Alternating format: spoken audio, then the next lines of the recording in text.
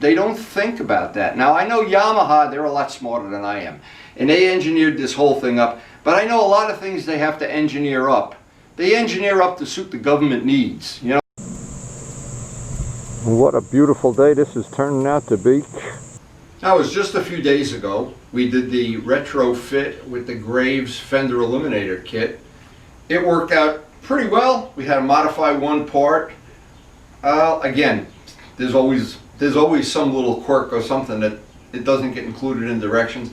I did make a video of it. It's the video previous to this on my channel. I think there was some good useful information to share if you're looking to do that. But I have to be honest about this. When I did this, I did it strictly for cosmetic reasons. I was not happy with the way that, I call it the bridge, looked on the back. The Graves fender eliminator took care of that with the blocks. Very nice precision job. And by the way, I really think that's one of the nicer kits that's on the market. I give it a 5 stars. But there was a benefit that I had never thought of until I went for the next ride. Now what I did, the day after I installed this, I went out on a bike for 15 minutes, not too far away. I just wanted to get a couple of pictures of how the bike looked without that big bridge on it. And I thought, well, I'll go locally here, not a big deal. And it dawned on me as I passed the airport, oh, I didn't even weigh those parts and see what they weigh, but they were heavy. So today what I want to do is weigh them, and I want to explain to people that might not have a concept of moment arms and weights and things that you would normally deal with in aviation, which I've dealt with my whole life as a former airplane owner and modeler. But here's the thing that's really important. I didn't even think about that. When it came down to it, all I was thinking of was the cosmetic part of it. But if you stay tuned to this video, you'll see exactly what I mean, and I'm going to explain this in detail and share what I've learned.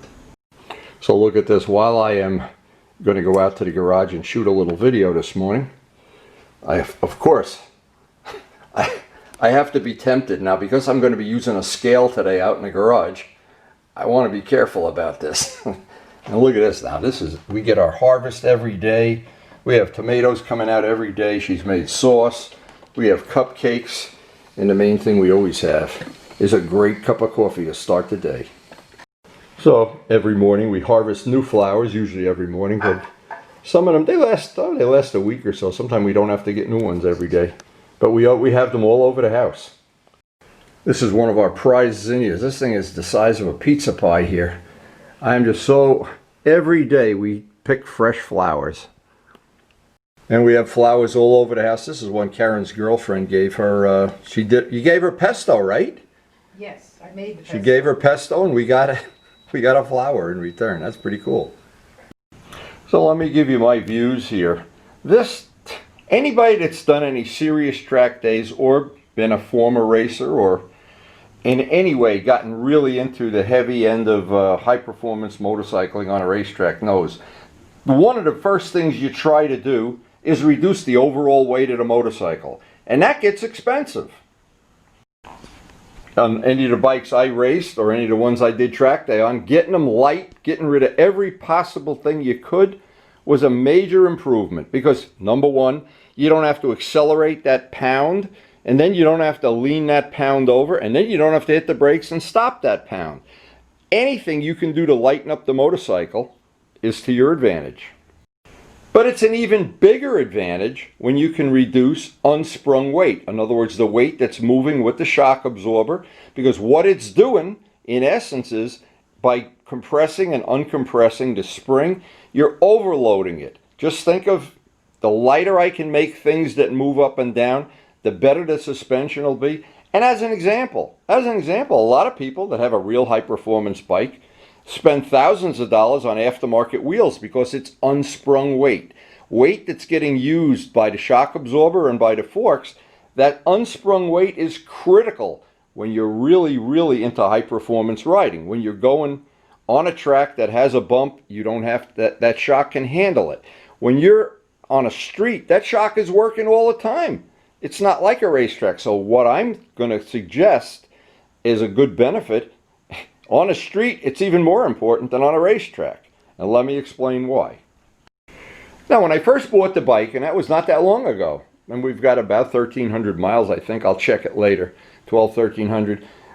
During the break-in period, I worked on the suspension. I really wanted to make this bike is never going to see a racetrack. And we're never going to be with the young guys doing wheelies up and down main streets. What we wanted to create was a very, very comfortable, yet high-performance bike. Now, I wanted it to be cosmetically as nice as I could make it, but I don't want to turn it into a Christmas tree either. So I was really selective about things I polished. I polished the exhaust system, polished the wheels, and added the radar detector so far. Now, as I was taking these parts off during the video that I made for Graves for doing the fender eliminator kit, as I was taking this stuff off, I said, holy crap, there's a lot of stuff on there. And it's heavy. I never realized how heavy it was till I weighed it. So today I took my bathroom scale, and I'm going to do it right on camera so nobody thinks I'm making this up. I took myself, I weighed myself 3 or 4 times to make sure the scale wasn't inaccurate. It is accurate within a couple tenths of a pound. And then I weighed myself holding that. A scale like this doesn't weigh small amounts. It weighs, but up in the 200-pound range, it's very accurate within tenths of a pound. So here I am with full set of clothes. I'm just 189. So I'm going to take these parts now, just put them in my hand, go out to the scale. Let's see if we can do this on the first shot. I'm not sure we can. 197.2. So we got almost 7, well, more than 7 pounds. So let me just explain and share this information. These parts, when you put them all together, the aluminum blocks and this and that, and the fender and everything, I'm going to save this for obvious reasons. Maybe I'm going to want it in the future. I'll say that looks pretty cool. But anyway, in the meantime, I'm going to put these in my storage bin with all the other parts. Now, I wanted to just explain something. This weight that's moving up and down constantly on a real race bike that was only going to live on the track. This weight of the part going up and down. If I told somebody, I can save you 2 pounds of weight off of that unit, it's only going to cost you $1,000. Most people buy it. Most people put aftermarket or Marchesini wheels, they're about 2 pounds lighter because they're worth it on the track. And that's good for them. This bike's not going on a track. But guess what happened to this when I went for my little test ride? I said, wow, I could feel a difference because every time I hit a bump with the old system, I need dampening to soften that and not let it go crazy, and I need a little bit tighter shock setting. So what I did, I had the tool right in the tool bag. I put the setting down 1, took some of the dampening out, and the bike went exactly like it did, but without that extra weight. It was smoother on the street. And then I went down to some really bumpy roads where I know they're terrible. I said, I can feel a difference. Now, I know a lot of people can't. I know there's going to be young people out there that they wouldn't know if their girlfriend fell off the back of the bike. But I can, trust me. I've been riding motorcycles a long time, and I can tell. This, with any really experienced rider that takes 7 pounds off the back end of his bike, and you can do it for $150, I think that's the bargain of the century. So let me just give another quick little demo of something. I showed this to Glenn one time, and he was amazed. He had never thought this through, I guess. We were talking about a similar thing. There's, in the terms of, it's an aviation term, the balance point. There's a balance point for the hammer. It's like a seesaw. And if you notice, well, the heavy end, yeah, the balance point is way up there. Well, what happens is this piece of bridge work is this is where if the weight were here, it would be better.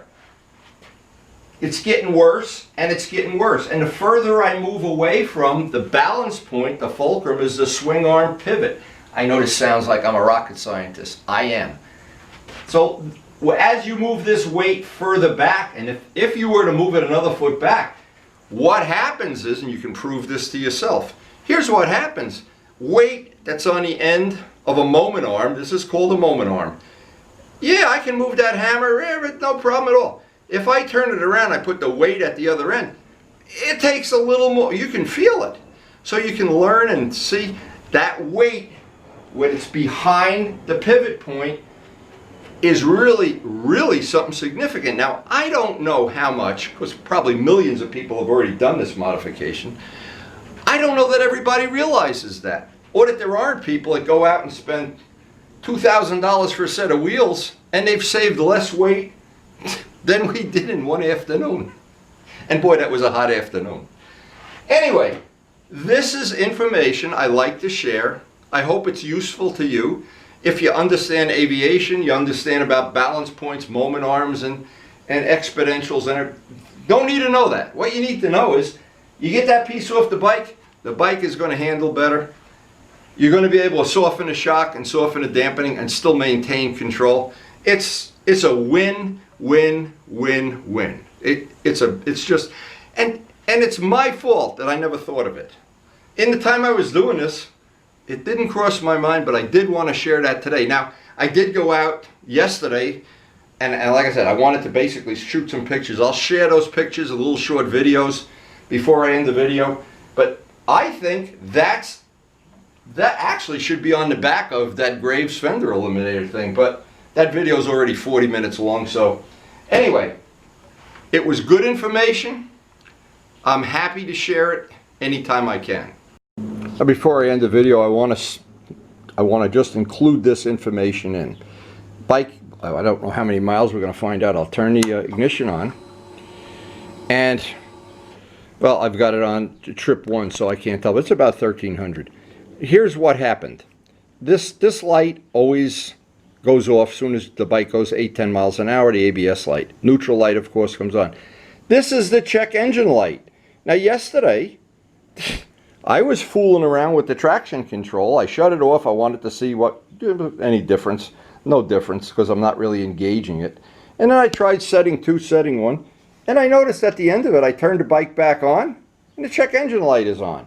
So I look in the manual, and the factory manual says that from time to time, when the traction control light comes on, you disable traction control, the check engine light comes on. And bring it to your friendly Yamaha dealer to get it reset. Well, you know what? I went out on eBay and I bought the tool that you need. You need a little handheld computer to turn that check engine light off. So we're going to show that on a future video. But that's kind of an annoying feature, to be honest. One of the few things I don't like about this bike. And I understand why they make that check engine light, because they think something major happened. Oh my God, there's a piston coming out the head or something, or a spark plug fell off. But you know what? It's annoying to an average rider. When you spend the money for a new bike, you don't want to have the check engine light come on. Now, I did look on YouTube, and the young man, thank you very much. There's only one video on YouTube of how to shut that off on a 2020 model. And I ordered the little tool that he used, so I'm assuming it's going to work. We'll do that in the next couple days. Doesn't stop you from riding the bike, but you would think Yamaha would have thought that through and not make it that you're supposed to go back to the dealer, because let's be realistic, I'm not going back to the dealer. What I'm trying to do as this adventure goes on is share the little things on this motorcycle that have worked well. I think the camera mount and the remote microphone, which I covered on a previous video, that worked out pretty well. We still have Don's 4K camera to test, but he's had trouble loading and unloading that footage from YouTube, so I don't know if it's just too high a quality or whatever, but there's certain things. I have not made any decisions about this yet, whether I'll make a part, buy a part, or just leave it. Because remember, the bottom line of this, it is a naked bike. Now, these are a few pictures that I shot. I went out for a short test ride, and I wanted basically only to do a photo shoot. Well, it sure looks a lot better with that Graves fender eliminator. I don't know, boy. I didn't think it was going to look that good. I think it looks even better now. Now, even looking at this from several different angles, no matter what angle you look at it, it's an improvement. But I never gave thought to the weight issue. I really don't miss that big piece of fender that used to be on the back of the motorcycle. totally gone now. Now I know this will make Luciano happy. He hated that big piece. In fact, he wanted me to give it to him so he could burn it or something. Anyway, it really does look a lot better no matter what angle you look at. What a beautiful day this is turning out to be. We're just hitting a patch of nice weather here. Wow. And it was productive. I did shoot a lot of pictures and some short videos, as you've seen. These are things I like to look at on my computer while I'm having a cup of coffee.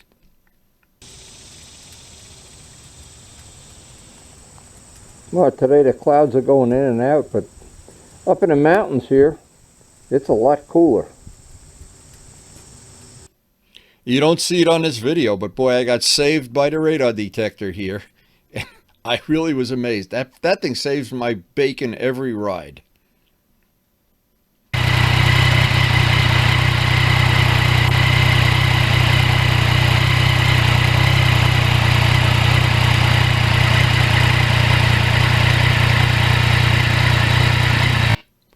And it's actually, no matter what angle I look at it from, it's a win-win-win from every possible angle. This is really an upgrade to the motorcycle.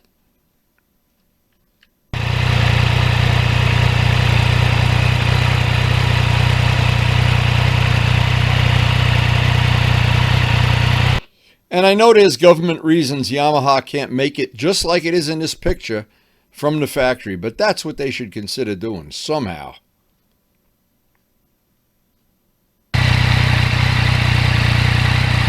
Just crazy to have that big bridge on the back, 7-pound bridge banging around.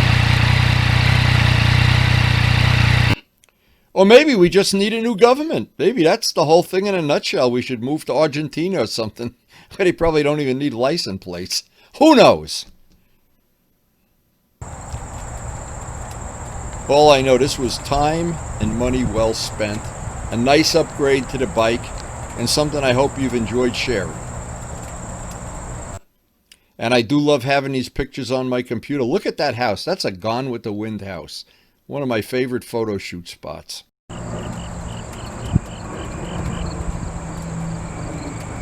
Looks like the house from Gone with the Wind here. Look at that beautiful house. Wow, nicely maintained.